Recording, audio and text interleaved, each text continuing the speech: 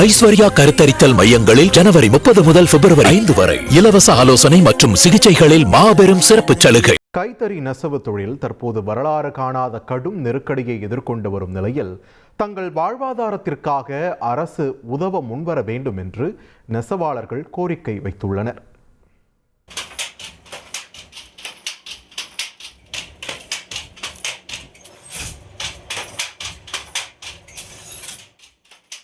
கைத்தறி நெசவு தொழிலில் தனக்கென ஒரு அடையாளத்தோடு இருக்கிறது ஈரோடு மாவட்டம் அந்தியூர். அந்தியூர் மட்டுமின்றி தவிட்டுப்பாளையம், பிரம்மதேசம், வெள்ளையம்பாளையம், நகலூர், வெள்ளித்திருப்பூர், ஆலம்பாளையம், எண்ணமங்கலம், பட்லூர், புதுக்காடு, வட்டக்காடு, சங்கராபாளையம் உள்ளிட்ட பல கிராமங்களில் ஆயிரக்கணக்கான கைத்தறிகள் செயல்பட்டு வருகின்றன. ஒரு காலத்தில் ஆயிரக்கணக்கான கைத்தறிகள் இங்கே இயங்கி வந்த நிலையில் தற்போது தங்கள் தொழிலால் வாழ்வாதாரமே தடுமாறி நிற்பதாக வேதனை தெரிவிக்கின்றனர் நெசவாளர்கள். உற்பத்தி செலவு கட்டுக்கடங்காமல் உயர்ந்ததும் அதற்கேற்ற விற்பனை வாய்ப்புகள் இல்லாததும் நெசவாளர்களின் வாழ்க்கையை புரட்டி போட்டிருக்கிறது. பெருவாரியான மக்கள் வேலை செஞ்சிட்டு இருந்தது இந்த நெசவு தான். அப்ப விவசாயத்துக்கு அடுத்தா இருக்கக்கூடிய இந்த நெசவு என்பது இன்னைக்கு பொருளாதார ரீதியா பின்தங்கி புதிய நெசவாளர்கள் யாருமே உற்பத்தி இதுல உற்பத்தி கத்துக்கிறதுக்கு யாருமே வர்றதில்லை. அப்போ புதிய நெசவாளர்கள் இல்லாம போக போக போக இந்த நெசவு தொழில் அழிவை நோக்கி இன்னைக்கு ரொம்ப தூரம் போயிருச்சு. இதை மீட்டெடுக்கிறதுங்கிறது இன்னைக்கு சாத்தியமில்லாத ஒரு சூழல் தான். அரசு இந்த மாதிரியான ஒரு சொசைட்டி இந்த புடவை கட்டுவதற்கு அந்த பாரம்பரியத்தை வளர்ப்பதற்கான எந்த முயற்சி எடுக்காதது ஒரு மிகப்பெரிய குறை. பட்டுநூல், ஜரிகை உள்ளிட்ட மூலப்பொருட்களின் விலை உயர்வால் உற்பத்தி செலவு கடுமையாக அதிகரித்துள்ளது.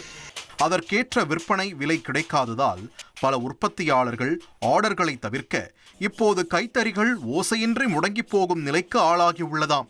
சமீப காலமாக வெள்ளி விலை உயர்வும் இதற்கு ஒரு காரணமாக பார்க்கப்படுகிறது. நெசவுக்கு பதிலாக மாற்றுத் தொழில் தெரியாத சூழலில் இளம் தலைமுறையினர் வேறு வேலைகளை தேடி நகரங்களுக்கு குடிபெயரும் நிலையும் அதிகரித்துள்ளது.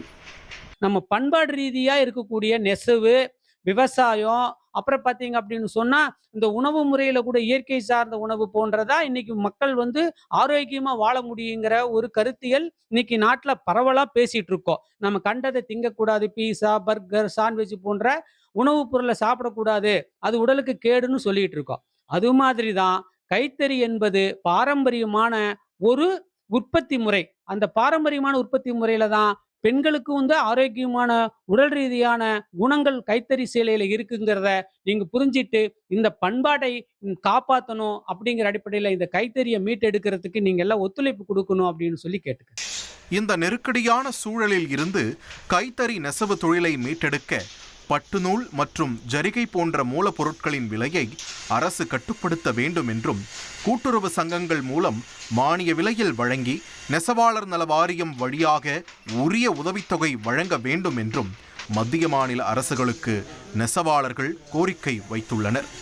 ஐஸ்வர்யா கருத்தரித்தல் மையங்களில் ஜனவரி 30 முதல் பிப்ரவரி 5 வரை இலவச ஆலோசனை மற்றும் சிகிச்சைகளில் மாபெரும் சிறப்பு சலுகை.